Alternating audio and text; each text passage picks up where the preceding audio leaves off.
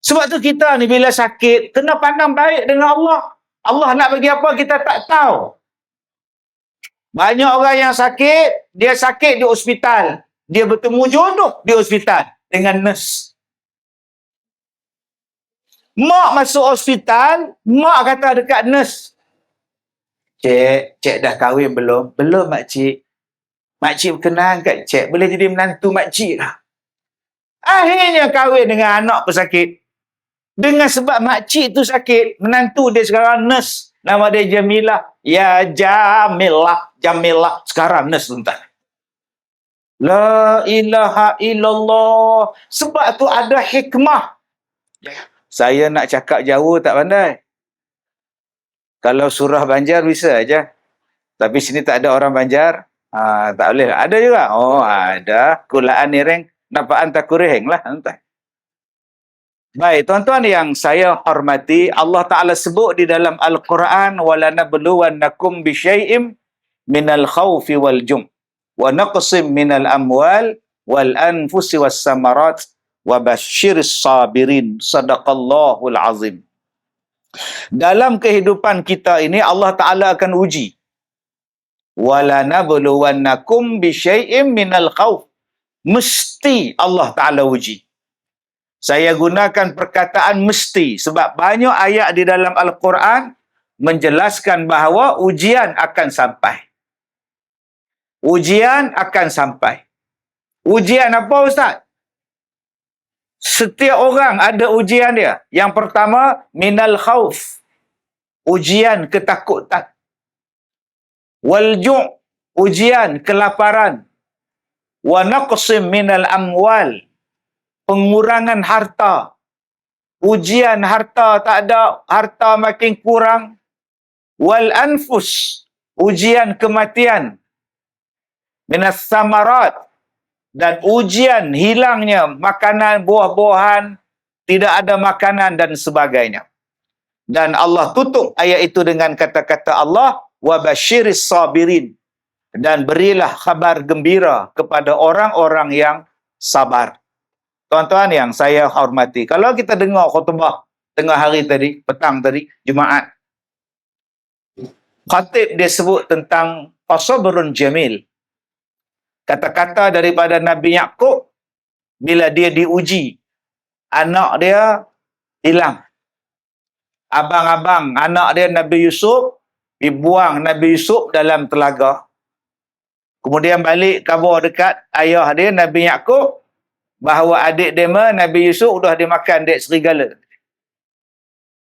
Kemudian ditunjuk pula darah palsu pada baju Nabi Yusuf. Oh, kecewalah seorang bapa, anak dia hilang. Nak cari tak tahu di mana. Tapi dia sebut dengan satu perkataan yang kita senang pegang sekarang. Fasabrun jamil. Sabar itu cantik. Sabarlah. Sabarlah. Sabarlah. Sebab itu tuan-tuan yang saya muliakan, bila kita ada ujian, sabarlah. Malam ni pun ramai ada orang ujian, Tuan Haji. Tengok akak-akak kita tu. Tak ada pula kerusi. Tu ujian untuk dia orang, tuan. Dirilah tepi jalan tu. Jadi akak-akak yang mana berdiri ni, mai duduk depan ni, Kak. Ya, insyaAllah, Jawatankuasa akan sediakan tikar nanti. Tikar ada, plastik ada, mai duduk bersila sini. Adik-adik kita dah ambil dah ni. Ini kelas ekonomi ke, ini kelas business kelas ni, tuan-tuan. Awal duduk ni, insyaAllah. Jadi akak-akak yang duduk berdiri lama, saya nak habis ceramah ni pukul 12. Oh, lama gila. Gila pun tak lama macam ni, insyaAllah, tuan-tuan. Jadi kita minta pada AJK petugas, sediakanlah tikar ke, plastik ke, kapet yang tak pakai sejadah ke, tak di sini insyaAllah. Mudah-mudahan akak-akak kita yang berdiri tadi boleh duduk dengan selesanya. Baik, tuan-tuan yang saya hormati. Maka tajuk kita pada malam ini ialah 5 perkara sebelum 5 perkara. Yang pertama, sihat sebelum sakit. Yang kedua, muda sebelum tua. Yang ketiga, kaya sebelum miskin. Lapang sebelum sempit. Dan hidup sebelum mati. 5 benda ni, tuan-tuan. Ni dia hero-hero kita sampai lah. Inilah harapan bangsa ni. Inilah barisan kita. Ni dia penyelamat masalah ni tuan-tuan. Jadi akak-akak yang berdiri di belakang tu mai depan meh. InsyaAllah jangan takut saya tak soal. Saya tanya je insyaAllah. Sama lah ustaz okey. Mai depan sini pun tak apa abang. Sini bang. Sini pun boleh. InsyaAllah. Jadi abang-abang yang mana berdiri di jalan tu pun boleh mai depan. Tak ada lah berdiri. Kan langgar dek motor lah.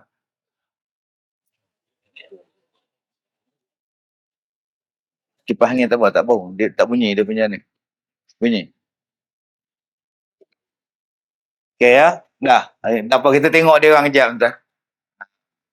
Seronok tengok orang pasang kapet ni tuan. Okey.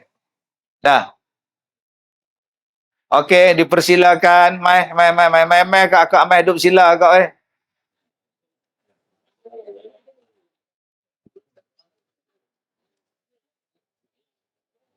17 di mana Ustaz Zamhana? Di Padang Tembak mana? 17 bulan ni? InsyaAllah. Baik.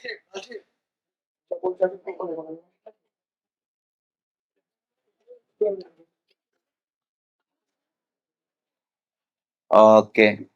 Agak sabar ya. Baik, insyaAllah. Okey, terima kasih kepada abang-abang kita.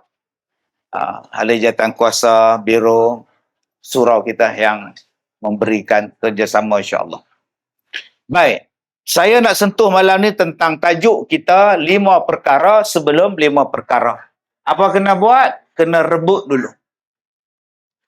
Kena rebut peluang, kena ambil peluang untuk apa? Untuk beribadat. Allah Ta'ala sebut di dalam Al-Quran, وَمَا خَلَقْتُ الْجِنَّ وَالْإِنسَ إِلَّا لِيَعْبُدُونَ. Dan tidaklah kami jadikan manusia dan jin, melainkan untuk beribadah. Ni malam ni tuan-tuan, tah-tah jin pun mai dengar ceramah kita. Cuma kita tak nampak. Ada orang kata ustaz dah ceramah dengan manusia. Bila nak ceramah dengan jin? Oi. Saya tak nampak jin. Ada yang kata pula ustaz, saya ada kemahiran. Kemahiran apa? Kebolehan melihat jin. Dia datang rumah saya, dia kata, itu atas tu ada satu, dekat pintu depan tu ada satu. Satu apa? Satu jin, 2 jin kata dia. Oi. Anak saya ni ustaz ada panca indera yang ke-6 kata dia. Melihat benda yang orang lain tak nampak. Jadi dia datang ni nak ngubat ustaz kata dia. Hai. Saya kata bukan dia boleh ngubat saya, dia tu kena ubat. Orang yang tak sihat, orang nampak jin. Yang sihat tak nampak kat sung. Siapa yang nampak, itulah dia tak sihat. Jadi jangan bangga pula. Oh, banyaknya jin malam ni. Jangan bangga tuan-tuan. Itu tandanya tak sihat, kena ubat. Sebab nikmat, antara yang nikmat yang Allah Ta'ala bagi pada kita, tak nampak makhluk-makhluk ni. Yang kita sebut jin ni. Kalaulah kita nampak makhluk jin tu kat sung, kita masuk tandas ada 2 ekor dalam tu. Senyum menengok kita. Tak kencing kita. Datang ke surau, tengok duk sembahyang. Allah, ini makhluk apa pula? Sembahyang di rumah kita. Sebab tu nikmatnya tak nampak. Tetapi Allah Ta'ala bagi tahu bahawa makhluk itu ada. Dan tujuan Allah Ta'ala ciptakan dia macam kita juga untuk beribadat kepada Allah. Jadi nak tunggu ibadat, jangan tangguh-tangguh. Ada yang kata, aku nak datang semayang di surau, tunggu pencen. Sekarang aku muda lagi. Aku nak semayang di surau, tunggulah aku kaya. Nanti, bila aku kaya, aku datang. Ada yang kata, saya nak pergi haji ni ustaz, tunggulah. Nanti anak saya besar, baru saya pergi haji. Ada yang kata pula, ustaz, saya ni nak qada puasa, tunggulah. Sekarang baru Rabiul Awal. Lepas ni Rabiul Akhir. Lepas ni Jamadil Awal. Nanti bulan Rejab ke bulan Syaban, saya qada lah puasa. Ada yang kata pula, saya bukan tak nak pergi umrah ustaz, tapi saya belum pergi Langkawi. Biarlah saya ke Langkawi dulu, baru saya ke umrah. Oi, banyaknya alasan. Elok dah ada duit nak pergi haji, jatuh bilik air udah lumpuh. Elok dah ada masa nak pergi umrah, PKP pula, COVID udah menung di rumah. Elok dah ada duit nak datang sembahyang, dah kaya dah, bankrupt pula, saham jatuh. Udah berjalan, tak berbaju sekarang. Seluar tak ada, baju tak ada, no jalan bayar orang tua tu, udah wayar putih sekarang. Sebab itu tuan-tuan yang saya muliakan, jangan bertangguh untuk beribadah. Jangan bertangguh. Cuba kita tengok, berapa ramai di kalangan kita yang tak pandai baca Quran. Anak kita kata, ayah, ajarlah saya baca Quran. Ish, mana aku tahu. Cucu kata, Tok Wan, ajarlah saya Tok Wan. Tanya upah kamu. Aku mana reti, TikTok aku reti lah kata dia. TikTok aku reti, Quran tak reti. Udah hara benar tuan-tuan. Sebab itu, kita bersyukur. Hari ini di sekolah, anak-anak kita ni belajar Quran. Belajar dah Iqra' di sekolah. Belajar lah? Belajar. Yang angguk yang tak masuk sekolah lagi tuan. Dia pula ngangguk pula belajar tadi tuan. Di sekolah kita ada balik pelajaran Jawi, nama dia Jacob. Dulu Jawi dia membuang. Sejak 20 tahun yang lepas, Jacob dah ada balik. Alhamdulillah. Kalau tidak tuan-tuan jenuh membaca. Jawi tu, pusing ke atas, pusing ke bawah, tak erti. Maka jangan bertangguh lagi. Untuk siapa yang belum baca Quran, pergi cari imam, cari ustaz, minta tolong ajar. Berapa banyak orang hari ni yang tak boleh bercakap. Dia kena stroke. Kena stroke langsung, tak boleh cakap, nak baca Quran tak boleh. Saya jumpa satu orang di Seremban dekat RNR. Dia duduk atas wheelchair. Saya dah habis makan, nak balik ke kereta. Dia duduk atas wheelchair, dia tanya saya. Assalamualaikum. Salam. Ustaz sihat? Apa dia? Ustaz sihat ke? Sihat. Yang tak sihat abang, saya cakap. Mulut dah herot. Abang sakit apa? Teruk. Apa dia? Teruk. Sudah tuan-tuan. Sebab itu dia sebut kepada kita, bila kita nak buat ibadat ni macam mana, waktu sihat sebelum sakit. Rebut. Anak-anak muda yang datang malam ni, alhamdulillah, saya seronok tuan-tuan tengok. Anak-anak muda kita ni tengok duk lepak tu. Duk sui, hebat anak muda ni. Semua RZ punya tim tu. Ni kalau pergi Terengganu kena sita ni tuan-tuan ni. Tak RZ tu, X1R tu tuan-tuan. Orang hujung. Balik tak ada dah, dia orang pergi je. Mana pula ni? Buat gerakan mencari pula tuan-tuan hujung. Anak-anak muda kita, alhamdulillah, waktu sihat. Sebab apa? Sihat segala-galanya bertenaga. Sihat pemikirannya cerdas. Sihat kehendaknya bagus. Sihat tenaganya kuat. Sihat dia boleh buat macam-macam. Jangan tunggu sakit baru nak buat ibadat. Kerana sakit itu menjadikan lemah. Kita nak bangun pun susah. Cuba tengok orang yang sakit. Ni Kak Leha ni sakit gout, pergi duduk bersila pula. Ceramah pula habis pukul 12. Nak bangun tu, boleh bangun seorang-seorang. Dia minta tolong orang. Angkat aku, lengah benar dah pinggang aku ni, kata dia. Tapi orang bujang 20 rakaat, orang muda 20 rakaat tarawih, selama buat. Yang kita ni, aduh, kena pula imam baca Fatihah slow.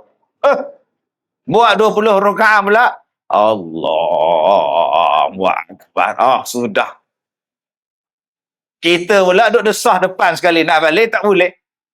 Alhamdulillah. Ya, sudah tuan. 2 rakaat bagi salam, dia siku kawan dia. Belah, kata dia tuan. Tapi orang muda ni kuat. Sembahyangnya kuat, baca Qurannya kuat, puasanya kuat. Speaker ni boleh bagi kuat lagi tak? Boleh tak? Dah teruk suara saya ni. Ya, bagi tambah power sikit. Baru dia bantu saya. Tidak tuan-tuan. Besok saya ceramah di sekolah saya. daripada pukul 8 sampai pukul 12. Malam besok di Kuchai. Hari Ahad pagi saya di masjid apa nama yang baru di Bagan Datuk tu. Hari Isnin, hari Ahad malam di Port Dickson. Saya cerita jadual saya. Malam ni saya dengan tuan-tuan. Pagi besok pukul 8 sampai pukul 12 di sekolah saya. Besok ada 15 buah bas melawat sekolah saya. 15 buah bas ni bukan bas kosong. Kalau bas je datang 15, itu namanya bengkel mengecat bas. Yang 15 bas ni dengan orang-orang sekali, tuan-tuan. Habisnya besok saya di Kuala Lumpur. Pagi Ahad, pukul 10 saya di Bagan Datuk. Malamnya pula di Port Dickson.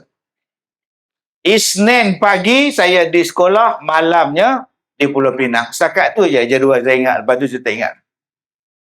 Ustaz boleh buat ustaz. Alhamdulillah. Waktu sihat boleh lagi ceramah. Waktu sihat boleh lagi mengajar. Waktu sihat boleh lagi. Tapi hari tu saya diuji dengan sakit. Allah, tuan-tuan, nak ceramah pun susah. Waktu saya ceramah tu darah meleleh keluar. Waktu saya duduk mengajar tu, asal nak masuk TV je, perut saya jadi buncit. Asal nak masuk television live saja, darah keluar. Ambil bedak sejuk tampal, ambil ubat tampal, ambil krim tampal. Lah sekali malas nak tampal, ambil topeng mesin rumput pakai. Itu yang keluar dalam Facebook saya tu, Mark of Zorro. Ustaz Kazim ni mengada-ngada ke apa? Habis tu keluar darah. Nak semayang keluar darah di tangan macam orang toreh dengan pisau. Macam-macam ujian. Sebab itu sekarang kita bersyukur waktu ni kita sihat. Jom kita buat ibadat. Sebab bila dah sakit nak bangun semayang malam tak boleh. Okey. Tuan-tuan yang dah dengar bunyi huru-huru tu bukan nak hujan. Angin belakang saya. Minta pada abang ni ubahlah sikit abang. Abang pengurusi abang. Abang, ubahlah abang. Udah dengar huru-huru. Kita tanda kat anak-anak ni. Bagi dia sejuk dia mah. Demo yang ceramah pun. Pusing sikit. Tu dia, tuan-tuan. Jadi yang sejuknya, sejadah ni tuan-tuan. Nampak bergoyang-goyang tuan-tuan ni. Okey, kita boleh start balik tuan-tuan. Baik, jadi saya tengok malam ni anak-anak muda kita hebat. Sebab dia kata, rebuklah sihat sebelum datangnya sakit. Alhamdulillah, adik-adik muda, jaga tenaga elok-elok. Jangan habiskan tenaga kita pada benda yang tak berfaedah. Saya pergi ke hospital sebelum COVID. Memang waktu sebelum COVID, saya ada tim saya. Kami ni panggil sukarelawan. Naik tingkat hospital, yang mana sakit, kami tanya. Kak nak semayang tak? Kalau ni kami nak ambil wuduk. Ada jemaah wanita saya akan ambilkan wuduk, ajar dia semayang cara orang sakit. Kalau dia laki-laki, tanya, anak datang tak? Tak. Dah mandi belum? Belum. Kami ambil kain tuala, kami rendam, lap badan pakcik tu. Ada satu pakcik tu, dia kata anak dia 3 hari dah tak datang. Dia pun tak mandi 3 hari. Kesian tuan-tuan. Saya pergi ambil baldi, pergi perah timba, lap badan dia. Nangis orang tua tu. 2 hari lepas saya lap pun dah mati tuan-tuan. Oh, sedih tuan-tuan. Anak-anak tak peduli pada bapak. Apa jenis anak tak tahu tuan-tuan. Bila saya tahu dia mati tu, saya rasa Alhamdulillah lah, sempat juga saya berbakti walaupun saya tak kenal orang tua tu. Kalaulah saya tak pedulikan pakcik tu, saya tak mandi, saya tak lap muka dia, saya tak lap rambut dia, 2 hari lepas tu dia mati, mesti saya menyesal. Kenapa aku tak lap? Kenapa aku tak mandikan dia? Sebab tu tuan-tuan, jangan biarkan satu peluang pahala yang sedang dapat pada kita, kita biarkan pahala tu berlalu. Menyesal kita. Jangan kita lantaklah. Kadang-kadang isteri, suami kata, leha oi, buatlah dekat abang bubur kacang, durian tu ada, kamu campur dengan durian. Mengenang ada orang tua ni lah, nak bubur kacang lah, durian, nak apalah. Bubur kacang. Orang tengok drama pun susah. Petang tu dia pergi ke surau maghrib, nak balik semayang, langgar adik motor mati. Sekarang cuba tanya isteri dia, nyesel tak ke leha? Itu boleh tak buat betul dia. Sedih benar lah, baru nangis buat apa? 3 malam tahlil, kenurinya apa? Bubur kacang tuan. Dah sakit perut tu Bilal dah. Malam besok pun bubur kacang leha ya, kata dia. Jadi akak-akak, kalau suami minta sesuatu, bagi je. Kalau dia mati pun lapang hati. Dia bukan minta berat pun, dia minta sain je. Nak yang qadi dah ada ni, tuan. Yang mana faham, tak faham tu dah. Tu yang aku malas dengan ceramah Ustaz Kazim ni, celaka betul-betul dia tuan. Tuan-tuan yang saya muliakan. Jadi saya seronok, saya tengok malam ni anak-anak muda. Bila saya pergi ke hospital, saya tengok satu anak muda, mak dia telefon saya. Dia kata, Ustaz tolonglah mai tengok anak saya. Anak saya accident, koma. Saya masuk dalam wad dia. Saya tengok, mak dia tengok saya tengok anak dia. Mak dia tengok saya tengok anak dia. Mak dia tanya kepada saya, Ustaz, tak ada nak baca doa apa-apa ke? Makcik suruh tengok, saya tengoklah anak. Dia kata, Ustaz tolonglah tengok anak saya. Saya pun tengok anak dia, tuan. Udah bengkak, tuan-tuan. Kepala ni, tempurung kepala dia ni, bengkak ni kepala ni. Bila bengkak kepala dia, tempurung kepala dia yang dia orang buka hari tu, tak boleh pasang balik. Bayangkan, tempurung kepala pecah, dia orang bawa keluar, nak pasang balik tak boleh sebab otak tu bengkak, kepala tu bengkak. Tu macam mana? Takkan nak tampal dengan koyok. Aduh, sedihnya. Saya membaca lah doa lah, meninggal lah budak tuan-tuan. Memang tak ada harapan dah. Dah kembung badan bengkak ni. Saya tengok orang sebelah pula duduk menong tengok saya ni. Budak muda. Yang ni lain pula tuan-tuan kepala dia. Kepala dia bahagian belakang ni ada tempurung, bahagian depan ni tak ada tuan-tuan. Dia jadi turun, ada pula boleh letak air mineral atas kepala dia. Sudah. Apa hal kepala saya tanya? Dan. Macam mana boleh accident? Race motor. Betul? Tutup lampu. Race motor, tutup lampu. Berlaga sama-sama dia orang, pecah kepala. Udah hilang kepala setengah entah. Allahu Akbar. Sayang adik-adik weh. Dah kepala hilang sebelah tu, nak pergi mina anak orang susah hati. Apa hal rajin pakai kepiah ni? Buka-buka kepiah tak ada kepala, letak balik entah. Sebab tu adik-adik, jaga-jaga. Waktu muda bukan dihabiskan dengan enjoy. Waktu muda bukan dihabiskan pada benda yang tak berfaedah. Dibelasahnya syabu, dibelasahnya ekstasi, dibelasahnya dadah. Bila mai sakit, bila mai ketagih, sampai pada satu tahap, tak tahu macam mana nak tolong. Bayangkan tuan-tuan, anak-anak besar ni, saya pergi buat motivasi, cikgu besar panggil saya dalam satu bilik. Dia kata, Ustaz, tolong nasihat pada anak-anak dalam 10 orang. Budak darjah 6. Saya tanya kenapa? Saya tanya kenapa ni? Yang ni Ustaz, hidup gam. Loh. Saya pun nyimbang dengan dia. Gam beli di mana? Kongsi dengan bapak. Astaghfirullahaladzim. Apa yang penting? Kerja sama dengan bapak dia, tuan-tuan. Hidup gam. Apa kejadah bapak ni, tuan-tuan? Saya pun suruh dia buka nganga. Saya nak tengok langit-langit. Udah nak berlubang langit-langit ni, tuan. Orang yang hidup gam ni, tuan-tuan, berlekuk dekat tepi ni. Dekat hidung kiri kanan ni, berlubang, berlekuk dah. Dia duduk tarik gam jat senapang. Tak pun gam jat damlok. Lepas seduk, udah ke bulan pergi dia. Oh, adik-adik, sayanglah masa depan kita buat benda yang tak faedah. Ada anak dara pula datang jumpa saya pula. Ustaz, Ni anak saya. Masalah,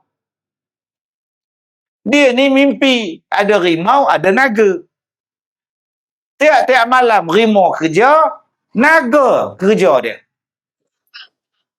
Ustaz tolonglah ubatkan Ustaz. Dia tak boleh nak tidur Ustaz. Naga rimau, rimau naga. Saya tanya dekat dia, ini bukan saka.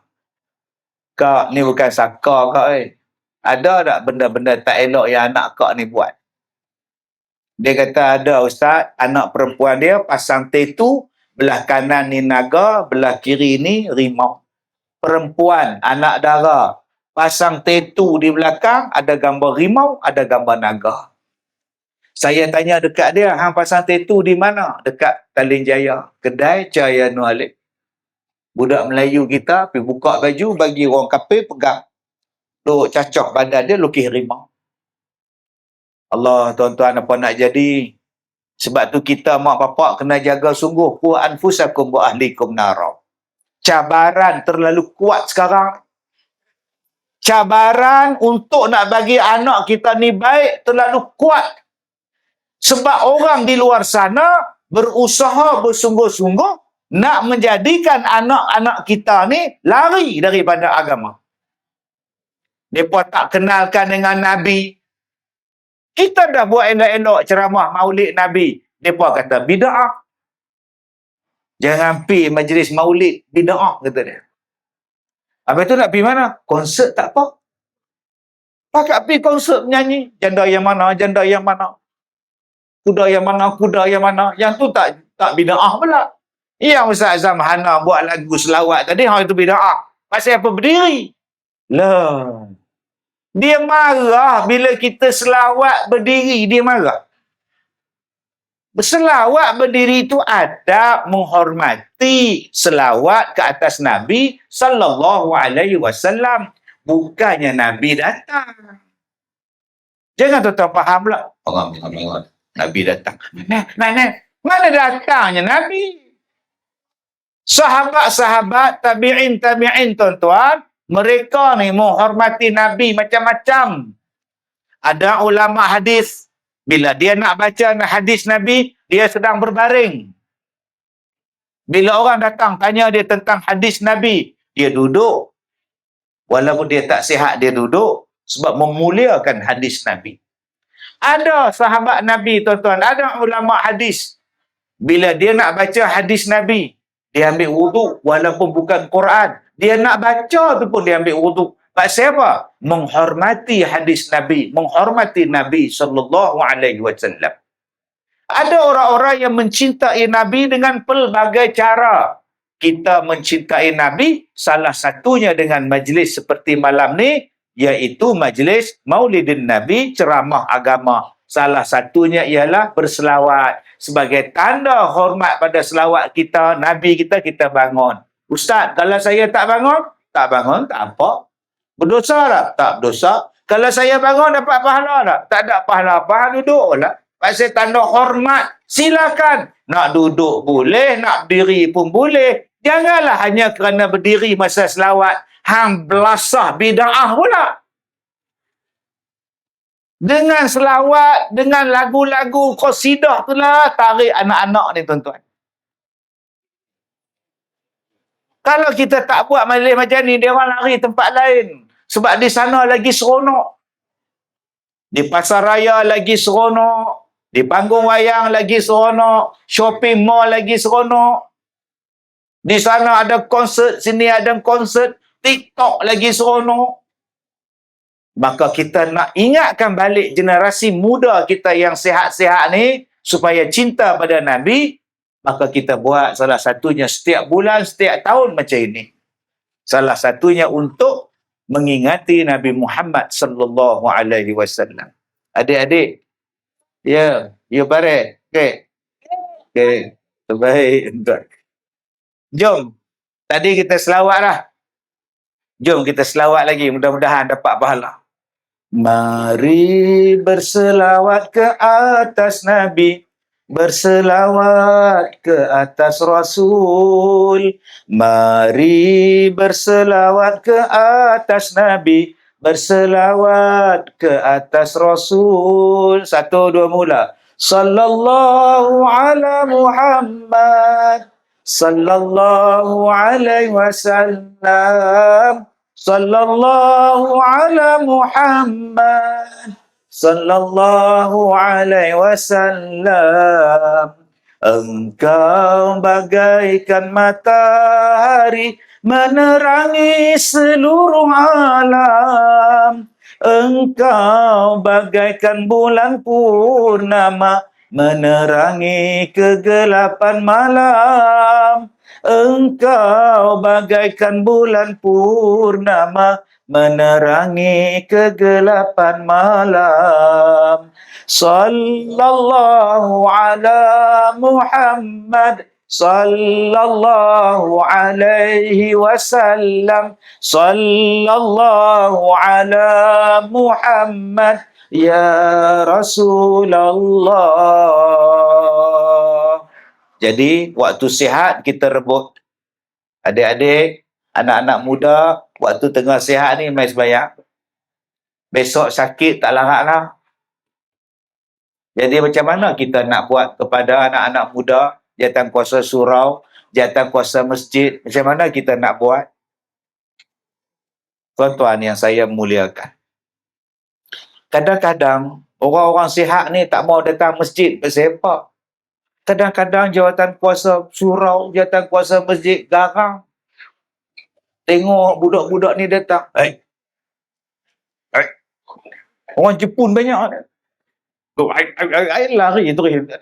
Ni baju biru lari hebat tuan. Baru saya hype sikit ke dia tuan. Dia balik terus hebat. Dia nak pergi toilet tuan. Kadang-kadang budak-budak tu baru main berlari sikit dalam masjid kapek. Bangun tu siap. Nak main balik. Budak tak datang. Ada pula tuan-tuan tengah-tengah semayang, biasalah budak-budak macam ni. Orang semayang dia bersiku. Orang semayang dia tolak bising. Habis salam je, tok siap pandang. Mana yang tadi? Dia bagi. Begini balik ke rumah tuan. Malam esok kena penampar lagi sekali. Begini pula. Malam ketiga dibakarnya surau dia tuan. Nombor 1, kita sebagai ahli surau, kita sebagai ahli masjid. Ya. Baik. Rasa macam kenal. Baik. Kita sebagai ahli masjid, kita sebagai ahli surau, nombor 1 kena mesra alam. Bila kita semua mesra alam dengan orang lain, orang suka. Janganlah sombong, muka kelat. Hang ni makan masam apa? Hang ni makan buah pelam masam ke? Hang ni apa? Kalau boleh daripada imam maneh muka, pengurusi maneh muka, ahli jemaah maneh muka. Saya singgah semayang satu masjid. Saya sampai 3 orang duduk atas kursi batu tepi masjid. Saya bagi salam. Assalamualaikum. Buat bodoh je. Bayangkan tuan-tuan. Senyum tidak, jawab pun tidak, buat bodoh je. Kalau tak kata tak kenal saya dalam Malaysia ni, kalau tak kenal Ustaz Kazim ni kira beruk je tak kenal tuan. Orang bukan Islam kenal tuan-tuan. Tengok hari ni dalam Facebook saya, dalam TikTok saya ambil gambar dengan satu keluarga yang bukan Islam yang datang jumpa saya. Cina semua. Nyonya-nyonya dengan lelaki dia. Kita minat sama awak. Ya. Kita selalu dengar ceramah awak. Jadi kita mau ambil gambar tunjuk sama anak-anak. Mailah nyawa. Begini nyawa tu buat kat belakang saya. Ya nyonya hatta Islam kenal saya. Mai orang masjid pun tengok. Takkan tak kenal aku. Dia ni parti apa? Habis-habis kot kita tanya parti apa? Kalau dengan saya pun mereka tak senyum, bayangkan dengan anak-anak muda ni. Lagi tak senyum gambarnya. Kemudian kita pun mengadu, surau kita tak ada orang, masjid kita tak ada orang, nak ada orang faham asam muka. Yang kedua, tuan-tuan, bagi makan orang. Wa at'imut ta'am. Malam ni ada makan lah. Ada awal, Abang Haji kita sebut. Ada. Tak ada tanya habis. Ni dia, tuan-tuan. Dengan adanya makan itu mendatangkan kasih sayang. Saya, besok orang melawat sekolah saya bagi minum air free. Bagi makan, tuan-tuan. Bila bagi makan, bagi minum, bagi macam-macam, tiap hari, Sabtu dan Ahad, tak kurang 15 bas datang. Hari Ahad 17 bas, hari besok ada 15 bas. Begitulah tiap-tiap minggu sejak bertahun-tahun yang lepas. Seminggu hari Sabtu Ahad ada dalam 2,000 orang datang melawat. Sebulan ada 8,000, tuan-tuan. Adakah saya susah dengan bagi makan orang? Adakah saya jadi miskin sebab saya menjamu orang? Tak jadi miskin, tuan-tuan. Alhamdulillah. Sebab Nabi kata, ma naqasat sadaqatun min mal. Tidak akan berkurang harta sesiapa yang bersedekah. Maka dengan adanya kita buat jamuan di surau, jamuan di masjid, letak saja makanan di surau. Ada yang masjid sekarang dia letak gerobok makanan, beras, gula, kopi, roti, biskut, semua letak. Dia kata siapa yang rasa lapar datanglah ambil. Yang tak lapar pun ambil, tuan-tuan. Satu bonet dia balik ke rumah. Itu nama dia mencuri. Dengan sebab adanya perasaan kasih sayang ni, tuan-tuan, dia datangnya semangat untuk beribadat di dalam rumah Allah ini. Jadi tuan-tuan yang saya muliakan, jom insya-Allah waktu sihat kita rebut. Adik-adik tengah sihat macam ini, rebut peluang. Nanti nak hafal Quran susah dah. Saya mula menghafaz Quran umur saya 20 tahun. Tua bangka. Adik-adik ni kalau umur 13, 7 tahun hafal Quran cerdas, tengah sihat. Saya mula menghafaz umur saya 20 tahun. 2 minggu masuk saya demam. 3-4 hari tak pergi kelas. Bila tak pergi, ustaz saya mai masuk asrama. Dia tanya, kenapa? Demam, ustaz. Dosa banyak. Tu yang demam. Dosa banyak. Dah tu, tua-tua bangka baru nak hafal. Dosa dah banyak dalam hati tu. Bila cahaya Quran nak masuk dalam dada, belaga tu hang demam. Dia bukan nak kata nak bagi semangat ke. Cik, makan ubat tau. Tak ada paksa, tuan-tuan. Mai satu lagi ustaz pula, lagi garang pula. Ustaz Abdul Rahman bin Osman. Lagi garang, tuan-tuan. Bangun! Pergi baca Quran. Yang kita demam, dia suruh baca Quran. Pasal apa? Pasal dia kata Al-Quran tu ubat. Kalau hang baca, hang sihat.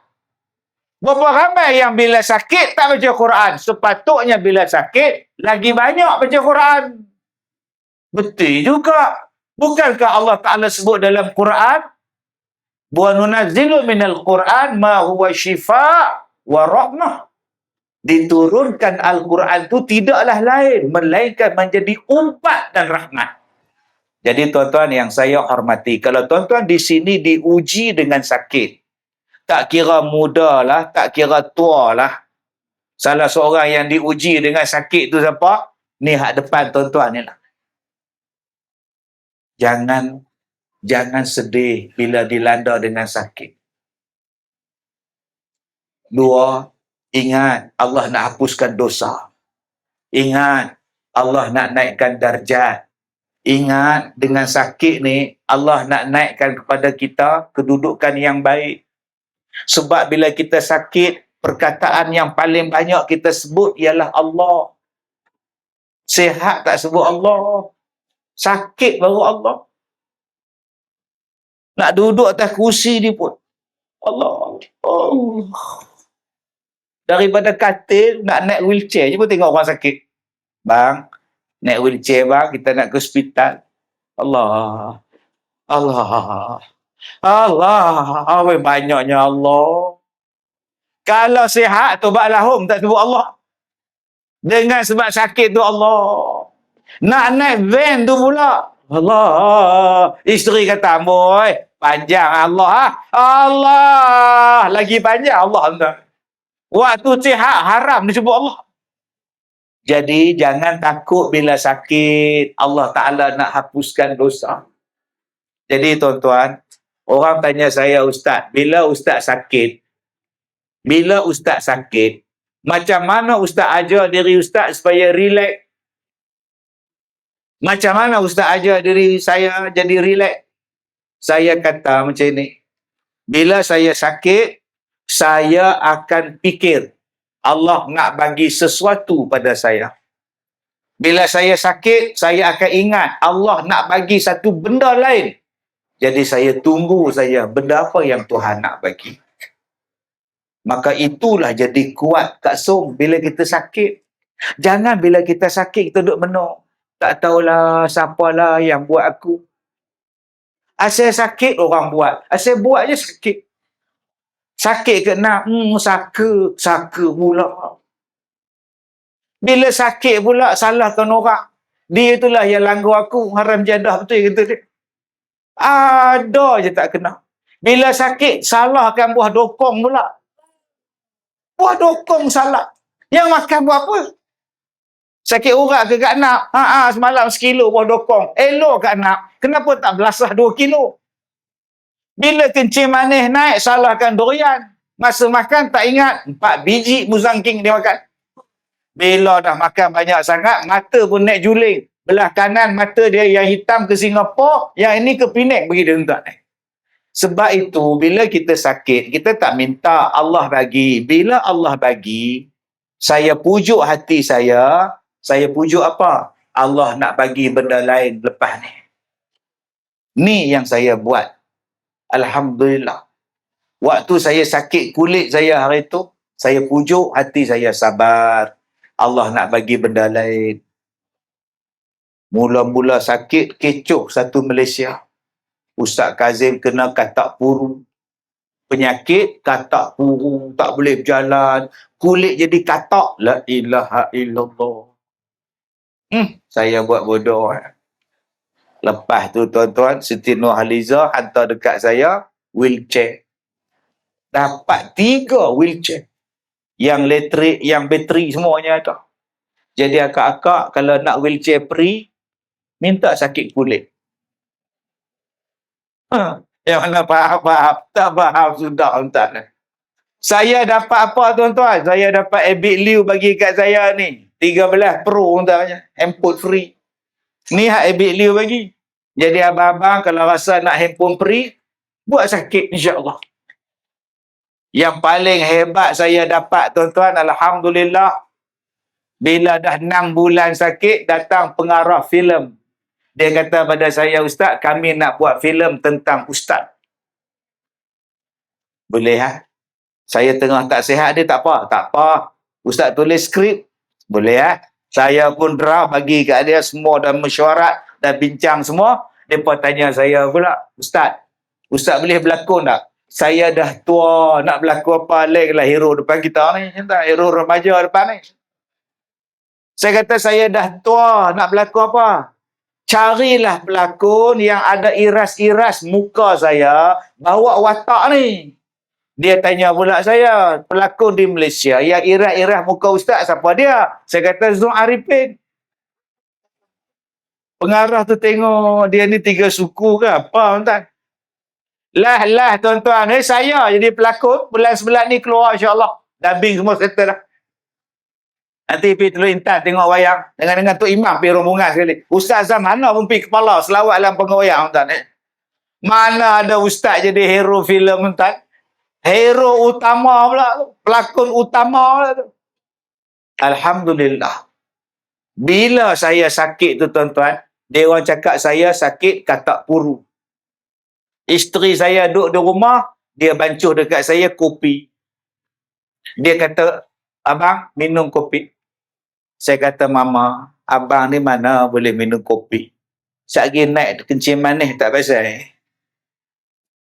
Saya pun mula terfikir, kenapa aku tak rawat supaya aku boleh minum kopi ni, aku campur dengan periakan. Dari mana yang saya dapat idea pria katak tu? Daripada katak puru. Lah, pria katak bagus untuk kencing manis, pria katak bagus untuk merawat penyakit kulit. Campur dengan susu, campur dengan Arabica Abusta, buat. Saya pun telefon kawan saya satu, syarikat yang buat barang-barang produk kesihatan ni. Saya kata, bos, kamu buat campuran yang ni, buat yang ni, buat yang ni. Dia masuk makmal di sebuah universiti, buat kajian tentang pria katak dengan susu. Akhirnya siap, dia kata, Ustaz, sila minum. Dah siap. Saya pun minum, tuan-tuan. Pening. Pening. Tak boleh. Muntah lagi, mati orang lagi pun. Buang susu lembu, cuba ganti susu kambing. Bila ganti susu kambing, elok tuan-tuan, kencing manis daripada 16 turun 5. Akhirnya terbitlah satu kopi, nama dia kopi Al-Kazim. Sepanjang lebuh raya tu, muka saya sekarang ni tuan-tuan. Saya duduk naik kereta, saya tengok gambar kat highway ni. Asal macam aku kenal dia ni. Gambar kita lah. Allah, sekarang kopi Al-Kazim ni tuan-tuan jadi viral. Puncanya apa? Sakit kulit yang saya kenal. Allah bagi benda tu. Sebab tu kita ni bila sakit, kena pandang baik dengan Allah. Allah nak bagi apa kita tak tahu. Banyak orang yang sakit, dia sakit di hospital. Dia bertemu jodoh di hospital dengan nurse. Mak masuk hospital, mak kata dekat nurse, Cik dah kahwin belum? Belum, makcik. Makcik berkenan kat cik, boleh jadi menantu makcik lah. Akhirnya kahwin dengan anak pesakit. Dengan sebab makcik tu sakit, menantu dia sekarang nurse. Nama dia Jamilah. Ya Jamilah. Sekarang nurse tuan-tuan. La ilaha illallah. Sebab tu ada hikmah. Jadi nombor satu, kalau sihat, syukur. Kalau sakit, syukur. Cuma saya pesan, waktu sihat ni, tengah pelompat kuat, adik-adik, pergilah belajar. Adik-adik, anak-anak muda, tengah-tengah sihat ni, pergi belajar sembelih lembu. Sembelih ayam, sembelih kambing. Ini yang tukang sembelih. Kadang-kadang seorang dia dalam kampung. Dah lah umur 70, tangan pula Parkinson. Dia kata, pegang golok dan sembelih lembu. Lembu pun nak risau. Aku ni mati ke tak ni, lembu pun risau. Adik-adik, belajar dengan Tok Imam, belajar dengan Ustaz Azam Hana, macam mana sembelih lembu. Bukan sembelih kucing. Jangan tengok dia pula, tuan. Ni Oyin, main mana pula dah Oyin ni. Ya Allah, dia pun nak dengar ceramah. Adik-adik, waktu tengah sihat, pergi belajar mandi mayat. Tubuhkan kumpulan mandi mayat. Geng mandi mayat. GMM. Pakai jersey nombor 7. GMN. Geng mandi mayat. Ronaldo. Kalau ada budak-budak race motor dalam kampung kita, geng mandi mayat duduk depan dia. Semua pakai jersey. Geng mandi mayat. Tak ada siapa mandi race motor. Janganlah kita faham bila mandi mayat, nanti mayat datang, Ustaz. Nanti mayat datang. Dia jadi badi mayat. Mana ada dengar-dengar kau? Saya tak berani, Ustaz. Sebab tu, kalau kita mandi mayat, yang tukang mandi, sunat mandi selepas dia mandikan mayat. Sunat. Orang yang mandi mayat, selepas dia mandikan mayat, sunat dia mandikan mayat. Orang yang tolong dia, orang yang ziarah dia, sunat pada dia ambil wuduk. InsyaAllah tak ada badi-badi lah. Jangan takut, dek. Mandi mayat lah yang paling senang sekali. Yang mandi susah kepada dia, tu mandi anak-anak kita dalam surau. Umur 4 tahun, 5 tahun, duduk berlari tu. Nak mandi adik umur 2 tahun, ya Allah, duduk main sabun, masuk mata menangis sabun. Menangis makcik. Susahnya mandikan budak ni. Tapi kalau mandi mayat, mayat tak menjawab. Melawan pun tidak. Ditolak, dia ikut. Ditarik, dia ikut. Angkat kepala pun mayat diam je. Pernah ada adik-adik mandi mayat, bila angkat kepala mayat marah. Apa ni? Main-main kepala? Tak pernah, tuan-tuan. Kalau mayat macam tu, yang tukang mandi pula jadi mayat ni. Jadi tuan-tuan yang saya hormati, alhamdulillah kampung kita ada anak muda. Tugas kita warga emas, tugas kita bapa-bapa, apa yang kita nak buat kepada anak-anak yang sihat walafiat ni tuan-tuan. Yang kedua, rebutlah muda sebelum tua. Yang ketiga, kaya sebelum miskin.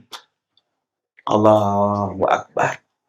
Tuan-tuan, siapa kata orang Melayu di Malaysia ni tak kaya? Yang pergi umrah saja setahun 250,000 orang pergi umrah. Cuba tuan-tuan darab 250,000 orang darab dengan RM10,000. Berapa bilion duit kita bagi kat Tuan Arab? Kemudian kita kata Tuan Arab yang kaya. Kita yang hantar duit kat dia. Kapal terbang dia, hotel dia, makan dia. Air Zam-Zam tempat dia punya, kurma pun dia punya. Kaya orang kita. 250,000 kali dengan RM10,000 seorang tambang. Sekarang ni belanja. Makan, beli jubah, beli kurma, beli coklat kat anak-anak, beli kapal terbang, beli pusing. Habis RM10,000. 250,000 tuan-tuan. Kalau tuan-tuan tambah kosong, dia jadi 2.5 juta. Kalau tambah lagi kosong, dia ada berapa tuan-tuan? Berapa ratus ribu juta dapat tu. Masya Allah. Kaya. Tuan-tuan, saya pernah jumpa dengan satu orang kaya. Dia kata dekat saya, Ustaz, saya nak pergi sekolah Ustaz. Ya. Sekolah Ustaz ada padang tak? Tempat landing helikopter. Saya kata ada. Kalau begitu, saya boleh datang lah. Saya pergi naik heli. Ui, nak main sekolah saya naik heli. Satu hari saya pergi Langkawi, saya tengok 2 helikopter duduk dekat satu hotel tepi laut. Saya tanya kat budak yang bawa saya tu siapa dia, heli besar sangat tu. Itu orang kaya Ustaz. Satu family duduk situ. Satu malam berapa puluh ribu dia punya banglo. Itu murah saja Ustaz. Murah kata dia tuan. Berapa puluh ribu satu malam, murah. Kaya. Ada orang kita tuan-tuan yang kaya sungguh. Sebab kita tak jumpa. Saya jumpa alhamdulillah yang kaya-kaya ni. Dia jemput saya ceramah. Saya pula ada siaran langsung dekat RTM di Perak, Radio Perak. Pukul 5 baru habis. Dia kata, Ustaz datang ceramah pukul 9 malam. Mana sempat tuan? Mana ada flight daripada Ipoh nak pergi Kota Baru? Tak ada tuan. Minta maaf. Tak dapat tuan. Saya habis pukul 5 tuan. Takkan nak pergi ke Subang, nak pergi Kota Baru, tak boleh, tak sempat. Tak apa Ustaz. Saya ambil Ustaz naik jet. Kalau itu sempat. Saya tengok. Dengar kata jet tu sempat terus. Cinta dunia betul Ustaz Kazim ni. Bila dia kata dia pergi naik jet, sampai dekat airport Ipoh. Saya pun masuk bilik tu, driver kapal terbang tu nama dia pilot. Orang putih. 2 orang. Ambil beg saya. Saya kata, tak payah. Saya boleh bawa beg. Dia kata dia punya kerja dia, ambil beg. Kena bawa beg bos, kata dia. Bila lagi orang putih nak beg kita, Mak Ngah? Bawa lagi lah. Melenggang kita pun. Mak Saleh pula bawa beg kita. Saya pun naik atas jet tu. Saya duduk sebelah Datuk ni. Datuk beli jet ni buat apa? Saya ada bisnes di Afrika. Naik jet ni pergi. Sampai kecil-kecil ni katanya. Kita bodoh, soalan apa bodoh je tu. Dia kata, Ustaz, jet ni kecil tapi enjin dia besar. Sampai Ustaz. Masya Allah. Yang kedua Ustaz, kadang-kadang saya nak sembahyang Jumaat di Masjidil Haram. Itu kalau teringat nak sembahyang, saya pergi je lah. Naik jet. Sembahyang Jumaat. Habis sembahyang baliklah. Astaghfirullahalazim tuan. Pergi sembahyang di Mekah naik jet, habis sembahyang balik kat Som. Yang kita ni masjid sebelah sana pun tak sembahyang Jumaat, belum terkedarah lah ke Kelapa Sawit tuan. Yang dia ni teringat nak sembahyang Jumaat di Mekah, naik jet, habis sembahyang balik. Kaya sungguh. Kayanya. Ada satu orang kaya ni tuan-tuan, dia penjaga harta satu sultan. Sultan tu bukan orang Malaysia, sultan tu orang luar. Harta sultan tu di Malaysia. Dan dia tukang jaga. Sultan tu pun kaya dah, harta usul sepah. Di Malaysia ada banyak harta dah. Dan orang ni penjaga harta. Tuan-tuan jangan faham penjaga harta dia macam jaga bank tu. Duk menung atas uzi tu. Dia kata, Ustaz, besok Ustaz ceramah, tak payah ambil hotel. Saya tanya, kenapa? Duduk rumah saya. Bilik saya dah. Buat apa ada rumah? Lagi bagus bagi Ustaz duduk. Tak apalah tu. Saya mana-mana di masjid saya duduk tu. Jangan macam tu. Nak mandi apa semua dah. Saya ada orang paksa. Apa boleh dibuat? Macam Haji Bakhil lah pula. Kan Haji Bakhil, Cikgu Murni ajak dia makan karipam tu. Kan dia orang jumpa dekat tepi pantai tu. Pergi piknik pakai seluar pendek orang tua tu. Tengok-tengok Cikgu Murni. Macam berjanjilah pula. Mana faham? Tak faham kita. Aduh, Cikgu Haji Bakhil, Haji Bakhil. Kan dia tanya kepada Cikgu Murni tu. Kalaulah Cikgu Murni nak kahwin yang lain, orang yang macam mana Tuan Haji? Cikgu Murni nak cari. Saya nak cari orang yang muda dari saya, Tuan Haji. Begitulah cara berfikir. Amboi. Begitulah cara berfikir, cari orang tua, kata dia. Kemudian Cikgu Murni kata apa? Tuan Haji, jemputlah makan. Saya belum lapar. Oh, lembut je. Amboi, Tuan Haji. Tak sudilah pula. Kalau sudah dipaksa, apa boleh dibuat? Amboi. Baru sekali aja kena paksa. Bila, Tuan? Itu orang tua mengorak janda. Janda muda, nama dia Kak Jan. Kalau janda tua, macam tu. Tuan yang saya muliakan. Bila saya pergi rumah orang kaya ni, Masya Allah, rumah ni ke istana. Rumah ke istana. Dia kata, Ustaz, ni bilik Ustaz. Saya pun bawa beg masuk dalam bilik dia, nak mandi, nak semayang. Ni bilik air Ustaz. Baik. Terima kasih, Tok. Terima kasih. Saya pun pakai kain pelekat, ambil kain tolau. Oh, lolo, sabun. Nak mandi, Ustaz. Bila buka bilik mandi dia, Allah, terkejut beruk saya, tuan-tuan. Ada orang dalam bilik mandi tu. Saya tutup balik. Astaghfirullahalazim. Jenis apa pula bilik air ni? Saya pun buka bilik air pelan-pelan balik. Rupa-rupanya orang tu saya. Cermin penuh. Aku rupanya bodoh betul. La ilaha illallah, bilik air jenis apa ni? Atas saya, kiri saya, kanan saya, semuanya saya belakang. Nak mandi lagu mana ni? Saya terlebih tak nak buat apa cermin bola bilik air. Saya habis mayar apa semua, duduk dia kata, Ustaz, mai makan, orang rumah saya buat makan, pergi makan. Saya cerita bilik air tu terkejut saya. Ingatkan siapa? Itu Ustaz, bilik air biasa, Ustaz. Tapi bilik air saya biasa-biasa aja. Saya kata, boleh tengok bilik air tuan? Boleh? Dia bawa saya masuk dalam bilik air dia pula. Besar bilik air dia, tuan-tuan. Ada pokok pisang, ada telaga, ada batu sungai, ada katak. Ni yang ni kejadian apa pula ni? Dalam rumah dia, bumbung atas dia terbuka. Di sini ni, tuan-tuan, ada gayung, ada perigi. Saya tanya, siapa pelik kan ni? Dia kata, saya orang kampung. Saya teringat bila saya mandi dulu di kampung guna telaga. Ada bunyi pisang, apa nama, katak pisang. Saya suka, kan? Ular ada ular, saya tanya. Macam-macam jenis orang kaya ni, tuan-tuan, kita jumpa. Sebab tu, kekayaan ni, bila kita tengok, kita jadi seronok. Maka tuan-tuan tengoklah drama pukul 7 tu. Semua cerita orang Melayu kaya. Tan Sri, Datuk. Nama pun sedap-sedap.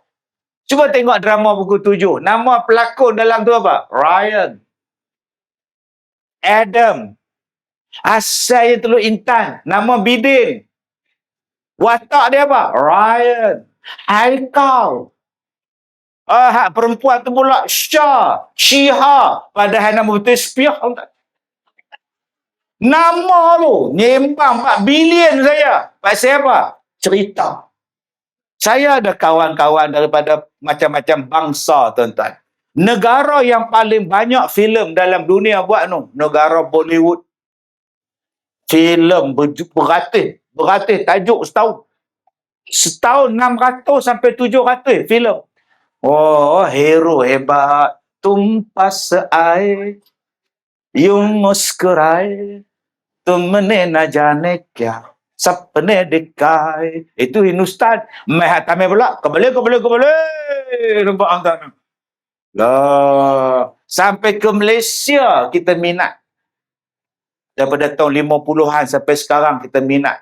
Filem dia asal menari je, luar negara. Asal menyanyi je, luar negara. Tak pun tak kereta api. Last sekali Inspektor Sahab sampai. Tuan-tuan, cuba tengok cerita Hindustan. Seronok tak? Seronok. Nama dia Roti Kepada Or Makan. Cerita tentang kehidupan. Roti, makanan. Kepada pakaian. Makan, tempat tinggal. Dia buat filem tentang kehidupan kita. Roti Kepada Or Makan. Bila kita tengok filem tu, betul lah. Manusia mencari kebendaan. Ada satu lagu dalam filem tu, Kak Som, nama dia lagu ni. Mena bolonga, Mena bolongi, Mena bolonga, Mena bolongi. Dia Hindustan ni dengan bahasa Arab sama. Kalau laki-laki anta, kalau perempuan anti. Mai Piramli ente. Oh, sudah tuan-tuan. Mana datanya ente tu kunta kinte nama dia tuan-tuan. Anta, anti. Ma ismuka, ma ismuki. Kalau perempuan ki, kalau laki-laki ka. Lebih kurang itulah bahasa Hindustan. Mena bolonga.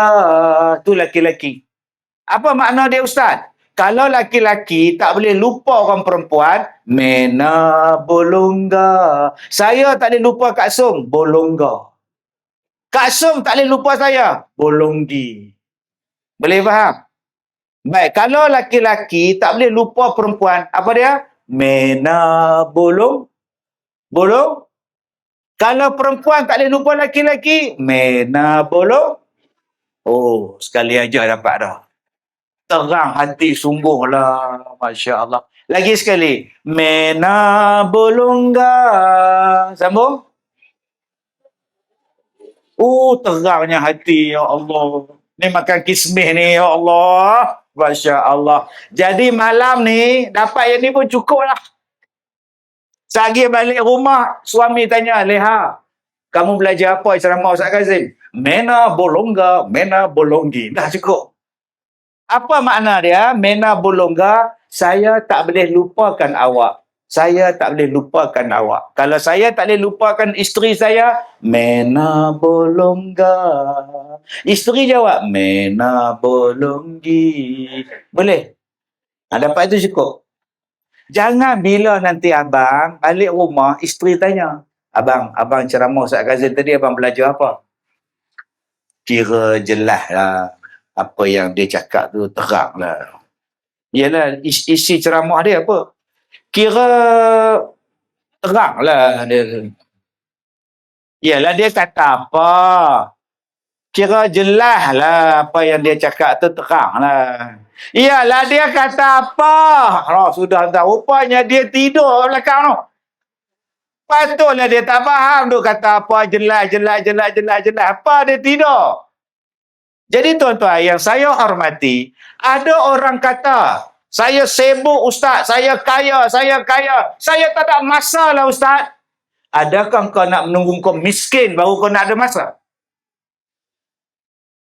Kaya macam mana pun kita tuan-tuan, kita ni dijadikan untuk mengabdikan diri pada Allah. Pergi buat ibadat.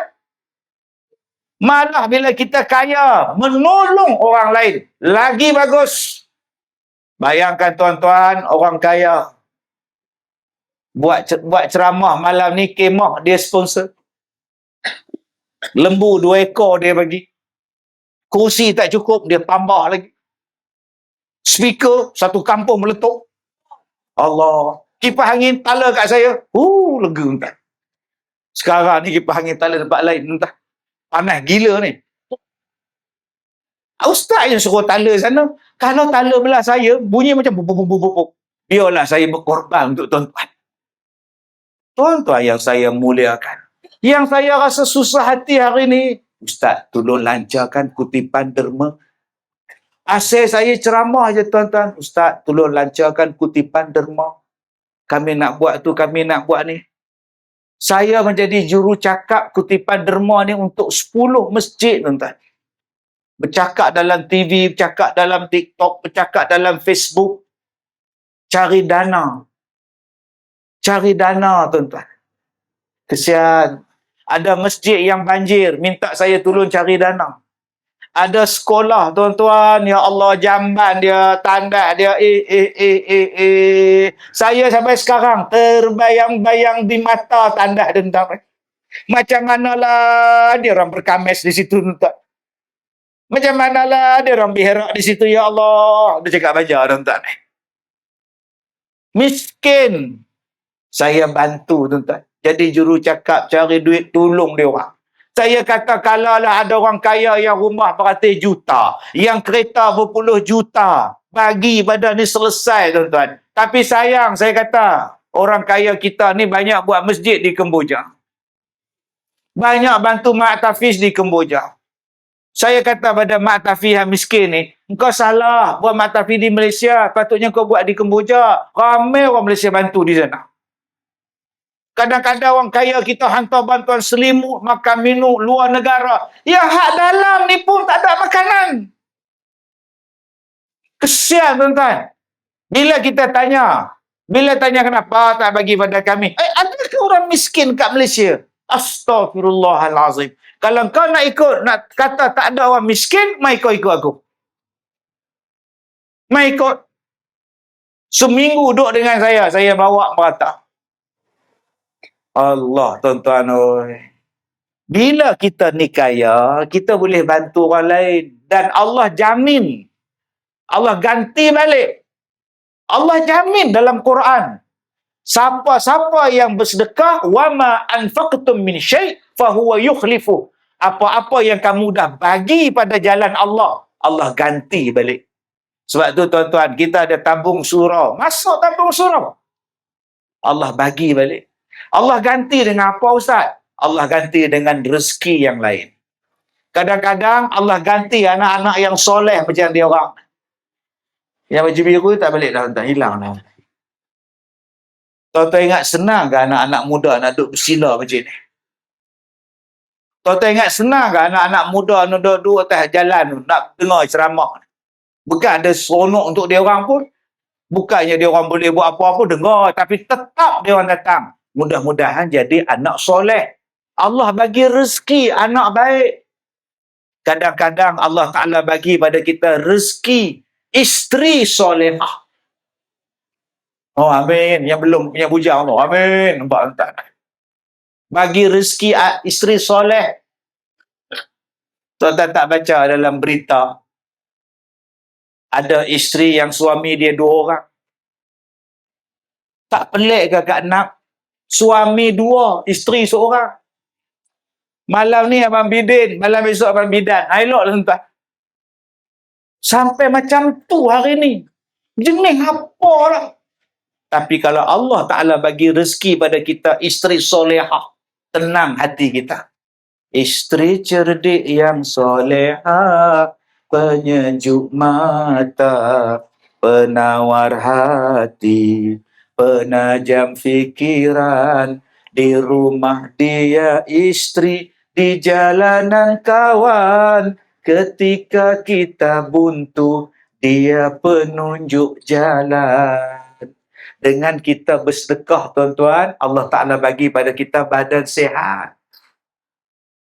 Tuan-tuan kalau sedekah pada anak-anak yatim ke, usap kepala dia. Doakan makcik sihat tau. Doakan saya sihat tau. Orang yang bersedekah ni doanya mustajab. Janganlah kedekut. Kadang-kadang kita duk minta Tuhan tak bagi, minta Tuhan tak bagi. Nak bagi apa? Hang pun tak bagi ke orang. Ustaz pun sakit, maknanya ustaz tak bagi ke? Oh, memang tak bagi. Memang tak bagi. Tak? Di sekolah saya ada 270 orang.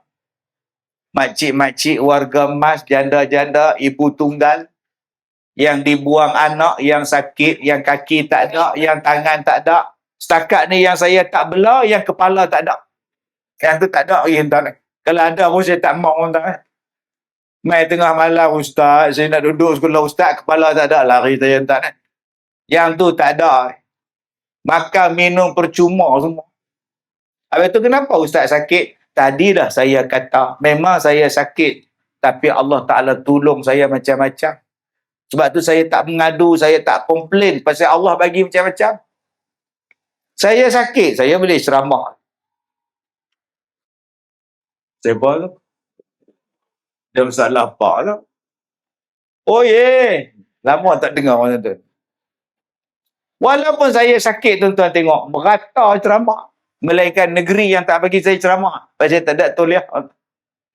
Setakat ni Alhamdulillah, Perak boleh, apa semua boleh. Ada lah 2-3 negeri tak boleh ceramah. Tak boleh ceramah, sudah. Toliah tak ada, apa salah? Salah saya sebab saya tak ada toliah.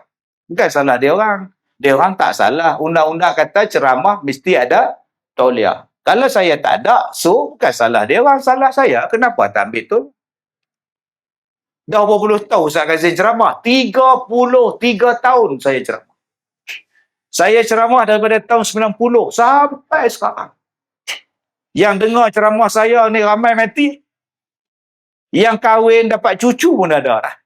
Daripada anak dara sampai dapat cucu, duk ikut kuliah Ustaz Kazim. Tapi Ustaz Kazim tak nampak tua duk lagu tu. Perasan. Saya mengajar terus intan ni tuan-tuan berapa puluh tahun tuan-tuan di masjid daerah. Masya Allah. Alhamdulillah. Allah Ta'ala bagi kepada kita kekuatan, kesihatan dan sebagainya. Tetapi saya sebut pada tuan-tuan. Kadang-kadang benda-benda ni berlaku, Allah Ta'ala dia nak bagi satu benda petunjuk. Saya sakit teruk hari tu. 15 doktor ambil kes saya. Doktor pakar. Bukan doktor klinik biasa. Pakar. Ada dari universiti, ada daripada hospital yang mengajar doktor pakar. Dia pakar yang mengajar doktor pakar. Akad tinggi dah. Ada doktor dari luar negara yang datang. Dari India, 7 orang kan, dari negara India. Nak ambil kes. Dan dia orang mencadangkan penyakit saya ni dinamakan sebagai penyakit Kazim. Tak mau saya kata. Kalau surah Al-Ihsaniyah bagus tukar nama surah Al-Kazimiyah. Bagus penyakit nama Kazim tak bayar. Awak diserang penyakit sindrom Kazim. Astagfirullahaladzim. Tak elok sungguh tuan-tuan. Tak mau saya. Sebab dia orang tak pernah jumpa. Tak lehoi. Rambut saya doktor ambil. Daging saya mereka ambil. Kulit saya mereka ambil. Tisu badan saya mereka ambil. Kuku saya dia orang ambil. Cek. Penyakit apa hang ni? Saya kata doktor hang nak ambil apa hang ambil lah. Allah. Saya tak boleh ingat satu doktor pakar dah. Saya nak ambil daging. Boleh. Saya kan dia nak colek je. Sikit je. Dia bius. Nanti kita sudah jalan bius, kita ambil lah. Okey. Dia pun main tepuk paha saya. Sakit. Oh, bius belum jalan lah. Tunggu dulu. Dia tepuk lagi. Sakit? Tak sakit dah. Sudah jalan lah itu bius. Dia buat ambil cocok. Saya ingat dia nak buat apa. Dia cocok paha saya. Dia sedut. Buat naik daging. Allah tuan-tuan. Aduh, sakit. Tadi you cakap tak sakit. Sekarang sakit. Bius tak jalan lah. Kata dia. Berlubang paha saya ni. Dia jek mentah. Ambil lah doktor. Bila keluar result, tak ada penyakit apa. Oh, rupa-rupanya Allah nak bagi kesembuhan. Simple. Maha berkuasanya Allah. Maha hebatnya Allah. Oktober 21 sampai Oktober 22 saya menderita sakit yang berdarah satu badan, tak boleh mandi, tak boleh ambil wuduk dengan sempurna, kena air, tak boleh, darah ni meleleh-leleh tuan. Macam orang toreh dengan bisa belik. Pedih kali haus. Lah tuan-tuan, saya pergi Madinah. Saya mandi di 2 telaga di Madinah. Kering tuan-tuan. Masya Allah, tabarakallah. 3 hari saya duduk di Madinah, saya mandi 8 tong air. Hari pertama, dia keluar macam satu benda besar, berat, duduk dalam badan saya ni, dia keluar. Bila keluar tu rasa lapang, ringan. Mai hari kedua, mai hari ketiga, luka saya kering, tak ada. Saya pergi buat umrah 3 hari, saya balik ke Malaysia, tinggal parut tuan-tuan.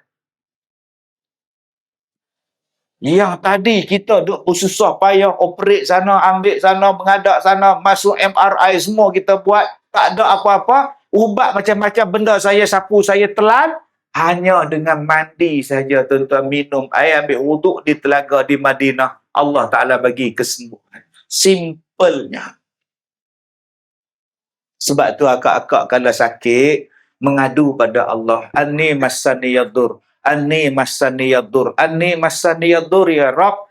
Aku ditimpa sakit ya Allah, wa anta arhamar rahimin. Sesungguhnya engkaulah Tuhan Maha Pengasih lagi Maha Penyayang. Itu je sebut. Jangan bila sakit, tak tahulah sakit ni pun celaka betul, sakit ni pun mati lagi baguslah. Tak naklah sakit macam ni, haram jadah. Haram jadah celaka, haram jadah celaka. Bila nasihat? Maki Tuhan, mengadu pada dia. Anni massani yadur wa anta arhamur rahimin. Allah bagi petunjuk tuan-tuan.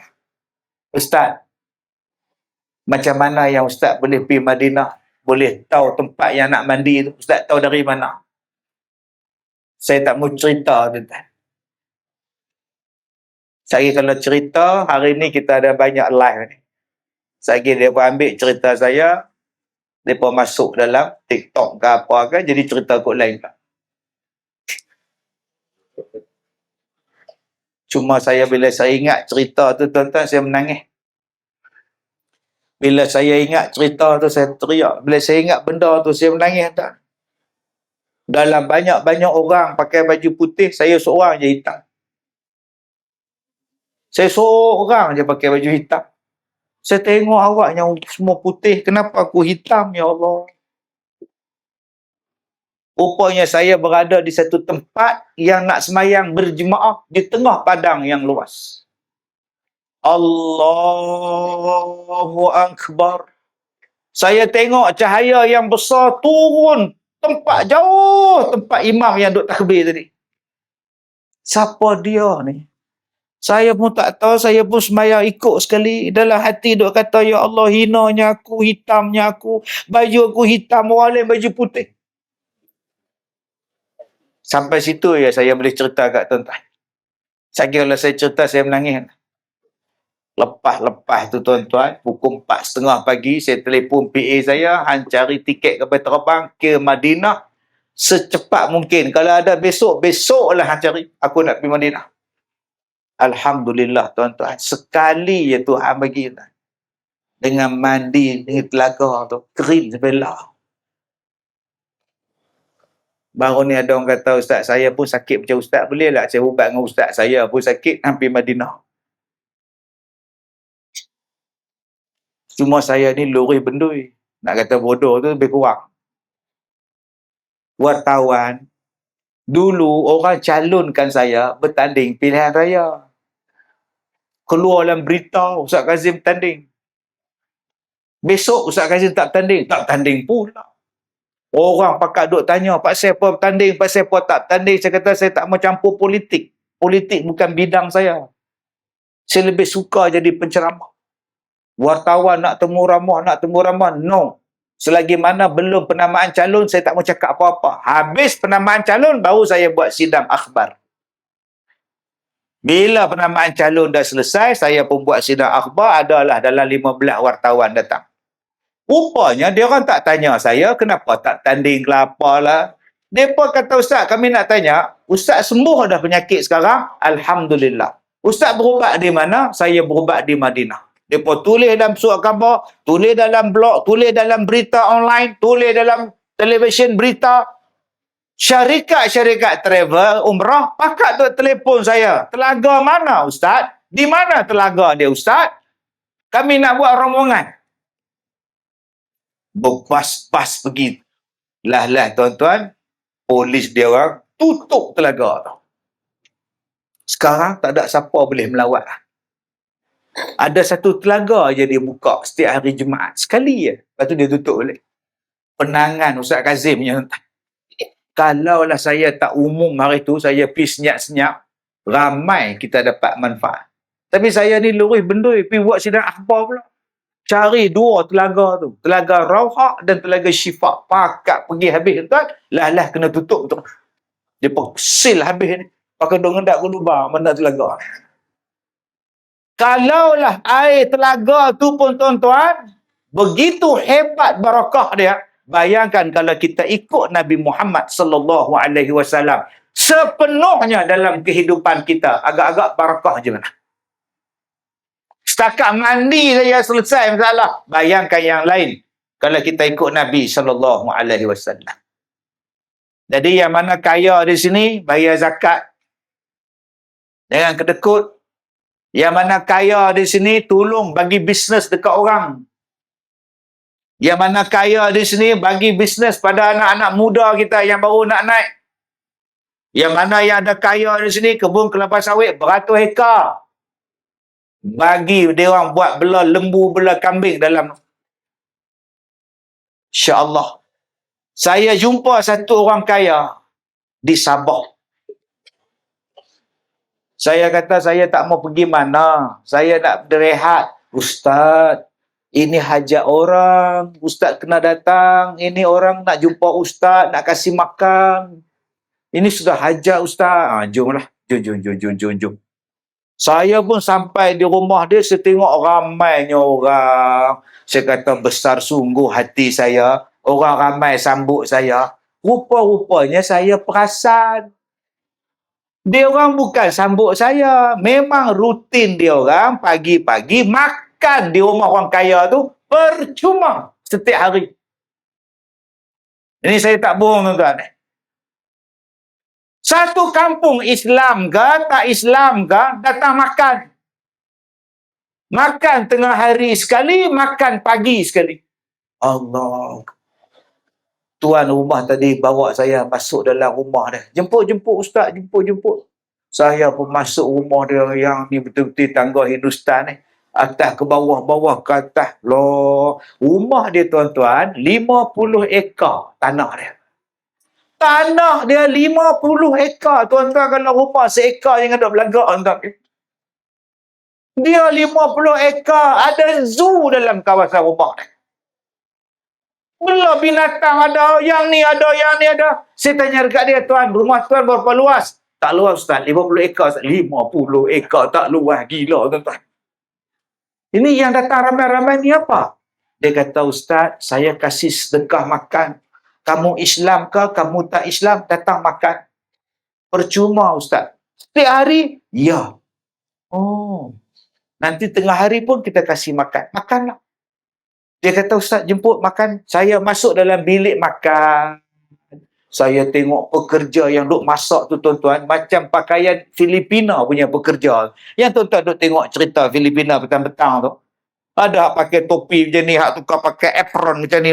Lah aku ni duk di Filipina ke apa? Dia masak bagi makan. Astaghfirullahalazim. Saya tanya dekat dia. Tuan bisnes apa? Tak ada apalah Ustaz. Saya kelapa sawit saja. Oh. Berapa ekar keluasan kelapa sawit? Satu Sabah Ustaz. Astaghfirullahalazim tuan-tuan. Kayanya.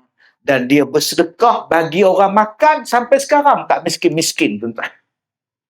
Jadi jangan sampai kita ni nak jadi miskin baru nak sedekah balik. Tengah kaya ni buat ibadat, Allah jamin takkan jadi miskin orang yang bersedekah. Yang keempat, tuan-tuan yang saya hormati, lapang sebelum sempit. Ada dua nikmat yang kita selalu lupakan. Pertama, nikmat lapang masa, dan yang keduanya ialah nikmat sihat. Ni dua benda ni. Yang kelima, ada dua nikmat yang selalu kita sia-siakan. Pertama, nikmat lapang masa. Tak ada kerja apa, main dah. Kerja tak ada. Lapang banyak, main dah. Elok nak tikam, tak balik. Fikir balik. Sekali pergi haji, makan keliling, tuan-tuan. Ui, haji pergi Mekah tak sampai. Itu yang pelik tu. Tu nama dia dam haji, tuan. Jom abang-abang, kita ada masa yang banyak, kita buat benda faedah. Akak-akak, lapang-lapang masa tak payahlah tengok TikTok. Ini bangun pagi je tengok TikTok dulu. Baca Quran. Ada yang nak tidur malam main TikTok, biru muka. Saya, tuan-tuan, apa yang orang tak kata dekat saya dalam Facebook, dalam TikTok, orang fitnah, orang komen macam-macam. Kalau saya baca komen, kalau saya baca netizen punya, saya sakit jiwa. Saya ada TikTok saya.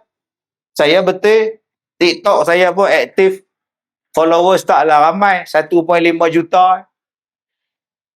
Facebook saya pun ada, taklah banyak, dalam 2 juta.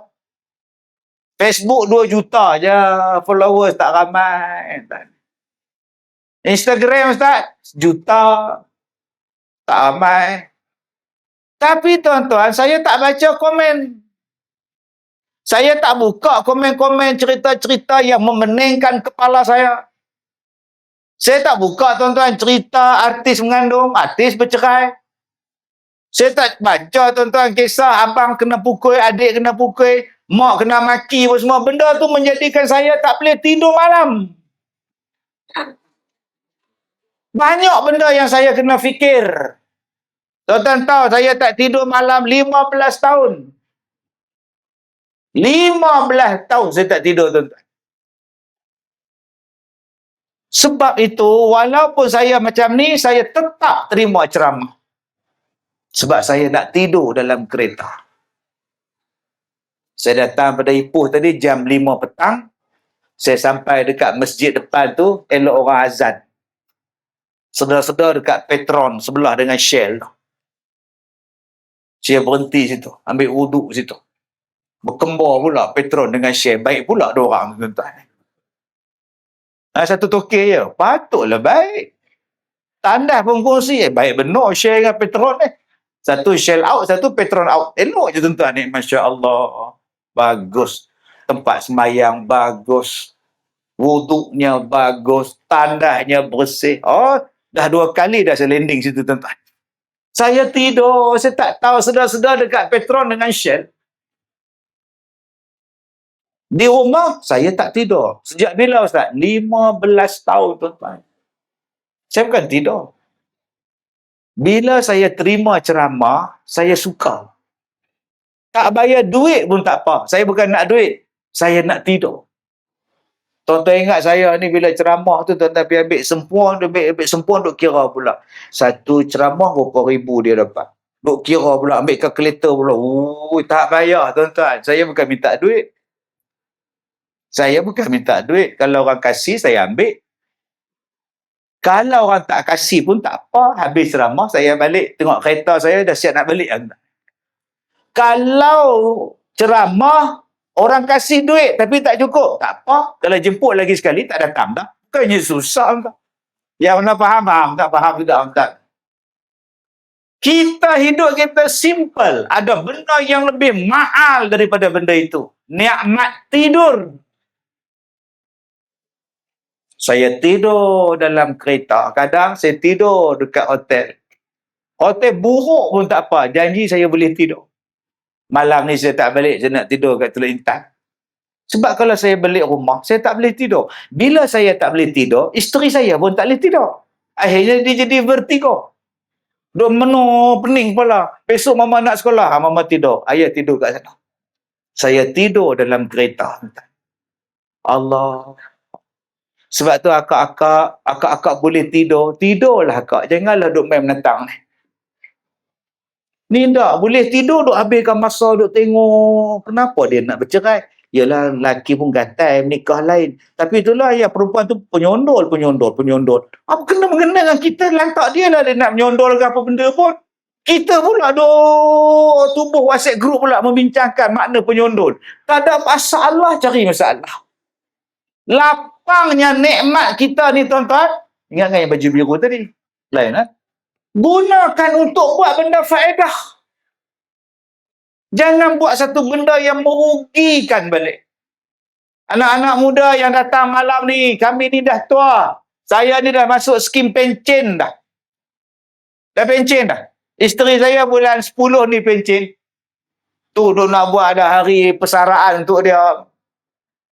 Dia kata, abang, lepas ni saya nak ikut abang ke mana-mana pun ceramah. Okey.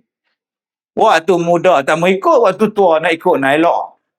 Dia tak tahu kita ni bergerak merata. Dia kata dia nak ikut.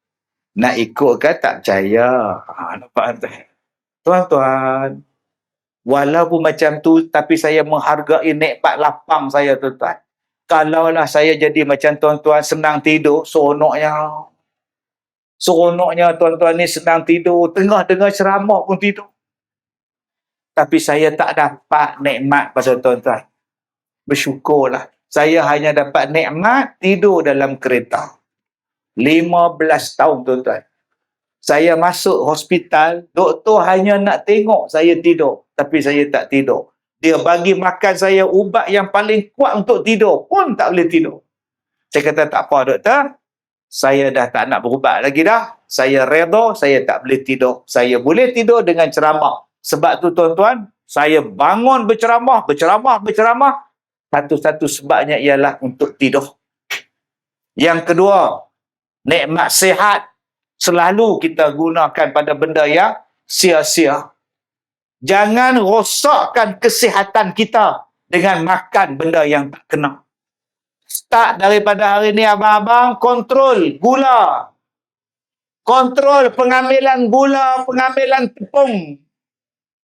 Kalau nak makan tepung, cari yang tak ada gluten. Elakkan daripada makan gula. Saya tak makan gula, tuan-tuan. Berpuluh tahun tak makan. Ganti dengan madu lebah saya makan. Ambil balik yang Nabi duk ajar pada kita. Supaya kita jadi sihat. Ustaz pun sakit. Saya kena sihir. Bukannya sakit lain. Kalau tuan-tuan jadi saya pun, tuan-tuan tak ceramah lah. No, macam mana Allah uji saya? Bulan Ramadan saya jadi imam tarawih. Bulan Ramadan saya jadi imam tarawih. 2 hari saya jadi imam, 2 malam. Masuk malam ketiga, saya sembahyang tepi pintu. Sebab saya nak terkencing. Satu malam saya kencing 30 kali.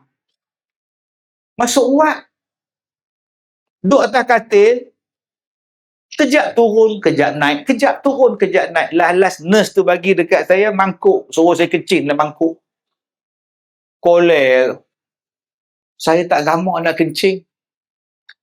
Nurse tu cantik. Muda pula tu. Malu tak nak aku. Last saya turun pada katil. Saya duduk sebelah tandas. Bila nak kencing, saya merangkak masuk. Sampai pukul 3 pagi. 3 pagi, air kencing tak boleh keluar. Sakit lah, ada batu ke, batu apa pula lah. Saya tarik loceng, lam. Nurse pun datang, kenapa Ustaz? Aku tak boleh kencing, sakit, tolong. Dia orang pun heret saya, buah atas katil. Dia orang masukkan air garam dalam badan saya. Bila masuk air garam, tuan-tuan, lagi sakit. Tak boleh kencing, lagi sakit. Saya kata kau panggil doktor kau orang sekarang juga. Buatlah macam mana pun. 4 pagi tuan-tuan. Doktor datang, dia tebuk perut saya ni. Bila tebuk keluar air kencing, baru lega. Ya Allah, sakitnya batu karang ke apa ni. Besok masuk MRI. Bila masuk MRI ni, ya Allah, saya duk teringat tuan-tuan. Saya masuk MRI lebih daripada 4 kali. Masuk-masuk sempitnya. Perasaan duduk dalam keranda. Insap terus. Akak-akak kalau ada anak-anak ni degil, masuk MRI budak ni tuan. 1 jam tu. Belum menangis dalam tu. Sempit lah. Nak keluar. Sabar Ustaz, sabar. Ustaz dengar baca Quran. Pasang Quran ni, pejam mata. Tak boleh nak tidur. 45 minit keluar. Bila keluar, doktor tu kata, Datuk, tak nampak apa lah. Tak nampak lah, Datuk. So, kena masuk balik. 45 minit lagi. Astaghfirullahalazim. Al-Kazim. 45 minit pula. Bila dah dapat result, masuk buat balik, doktor datang. Encik Ustaz, kita sudah melakukan MRI, scan and X-ray. So, kita you nampak ini ini you punya pundi kencing. Ini pundi kencing. Ini atas dia ada benda putih. Ada benda putih. Jadi, mungkin ini yang menghalang you kencing. Apa benda tu doktor ya? Saya tak pastilah. Maybe something like cancer. So, cadangan doktor, kita sudah discuss, kita kena melakukan prosedur lah. Itu angkat dia keluar. Bila mau operation? Kita takkan operation sebab you ada diabetes. Kita tak nak risiko. So, kita ambil yang low risk lah. Macam mana tu doktor? Kita akan masukkan kabel melalui saluran kencing. Tuan-tuan nampak tak saya pegang mikrofon? Kita akan masuk saluran kencing ni, ada kabel, kita tarik itu benda putih, keluar. Oh, Haji Dollah.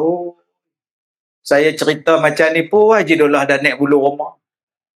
Besar manalah kabel tu masuk ke saluran kencing. Allah. Si ada kamera lagi kat nak. Buat kamera tu tertinggal kat dalam. Mampus tak? Allah. Saya kata, okay doktor, let me discuss first with my second doctor, third doctor. Okay? Okay, no problem. You boleh discuss. Saya pun tanya 2 doktor, tanya 3 doktor. Dia kata, buat. Saya tak mau tengok kabel tu besar mana. Saya tak nak tengok macam mana apa. Saya nak bius sepenuhnya. Berapa jam dia orang operate saya. Masuk daripada saluran kencing. Wayar tu tarik. Allah. 2 hari doktor tu tak datang jumpa saya. Manalah doktor. Lepas 2 hari baru dia datang. Encik Ustaz, kita telah melakukan prosedur. Ya, so macam mana doktor? Bila kita masukkan itu kabel, kita mau tarik itu putih keluar, itu benda putih, dia lari atas. Macam mana? Dia makin lari atas. Kita pun takut, apa saja dia lari, kita pun keluar. Astagfirullah. Oh, maknanya masih ada benda putih tu. Ya. So, apa cadangan doktor? Kita sudah discuss, kita akan melakukan kali kedua. Astaghfirullahalazim, tuan-tuan. Hak sekarang ni pun sakit gila. Saya tak kencing, tuan-tuan, 30 hari. Ada beg dekat ni, pinggang ni. Kencing duk keluar 24 jam. Tak boleh kencing balik. 30 hari. Tapi ceramah jalan. Pakai jubah. Dalam jubah ada beg kencing. Sebab tu berhati-hatilah dengan orang pakai jubah. Kita tak tahu apa ada dalam dia, tuan-tuan. Nak faham, tak faham sudah. Selepas 30 hari, buka beg, buka tali, buka wayar. Ustaz belajar kencing secara normal. Allah, tuan-tuan, oh sakitnya. Ya Allah. Nak belajar kencing balik. Pegang dinding, pegang segala-galanya. Dengan nanah, dengan darah, semua adalah. Ya Allah, sakit. Sebab tu abang-abang kita sekarang ni sihat. Syukurilah nikmat sihat. Sekarang ni kita tengah lapang ni. Jangan buat benda yang tak faedah. Yang merugikan diri, merugikan bangsa kita, merugikan kampung kita. Buat benda yang baik-baik. Bagaimana nak jadi baik, Ustaz? Dalam Quran sebut, Ustaz, saya tak mengaji pandai, saya tak masuk universiti. Tak masuk pun tak apa. Hang bela lembu daripada bela motor S1R. Bela lembu. Kita hari ni beli kereta, hari ni beli, minggu depan jatuh harga. Kita hari ni beli Y3 suku, hari ni beli, tahun depan jatuh harga. Tapi kalau kita bela lembu, hari ni harga 3,000, tahun depan jadi berapa? Masya Allah. Mana ada lembu jatuh harga? Sebab tu surah yang kedua selepas Al-Fatihah. Al-Baqarah, Al-Baqarah, Al-Baqarah. Akak-akak, abang-abang, kita ada kebun sawit. Benarkan anak-anak kita bela? Bela lembu je, tuan-tuan. Orang nak akikah lembu, orang nak korban lembu. Sahabat saya, dia buat korban lembu 24 juta dia punya jualan dia. 24 juta. Terkejut. Beruk saya. Beruk pun tak terkejut je tu. Bayangkan anak-anak kita di kampung ni, tuan-tuan, tubuhkan geng anak muda. Geng bela lembu. Buat korban, tuan-tuan. Masya Allah. Hebat. Tapi sayang, orang kita kata bodoh macam lembu. Lembu tu bodoh, bodoh macam lembu. Kalaulah lembu tu tak bagus, Allah tak letak nama Quran, nama surah Al-Baqarah. Bela susu lembu, kulit boleh pakai, daging boleh pakai, tulang dia boleh pakai. Semua benda berkaitan lembu ada manfaat. Itu baru saya cerita tentang lembu ya, tuan-tuan. Perusahaan lembu susu di dunia menghasilkan perolehan $1 trilion Amerika setahun. Bila orang Melayu, orang Islam tolak lembu susu, New Zealand bela, Australia bela, New Zealand bela, Australia bela lembu. Lagi banyak pada orang di negara dia orang. Belanda bela lembu, kaya Belanda dengan susu lembu. Jadi jom kita balik pada Quran. Nak jadi kaya ke? Dalam Quran ada. Nak jadi hebat ke? Dalam Quran ada. Jangan tangguh lagi. Jangan nak tunggu 5 benda ni nanti dapat 5 benda yang lain. InsyaAllah, tuan-tuan, Allah Ta'ala berikan kebaikan pada kita. Jadi saya dah ceramah ni, tuan-tuan, 1 jam 40 minit. Terasa dah Kak Sum sejam 40 minit. Tak terasa. Memang tak terasa. Bukan Kak Sum cakap. Yang terasa saya, tuan-tuan terasa apa? Air free pun ada, nasi free pun ada, tuan-tuan. Jadi tuan-tuan yang saya hormati, kita jumpa lagi Tuan Haji Ustaz Zamhana pada 17 hari bulan, Ustaz? 19 hari bulan. Di masjid ke surau? Surau Ustaz kita. Selepas maghrib. InsyaAllah kita sambung lagi di sana, tuan-tuan. Jadi saya dah ceramah 33 tahun. Inilah kali pertama saya sampai di surau, tuan-tuan. Jadi kalau nak jemput lagi sekali, tunggulah 33 tahun dari sekarang. Jadi saya minta maaf jika terkasar bahasa. Wabillahi taufiq.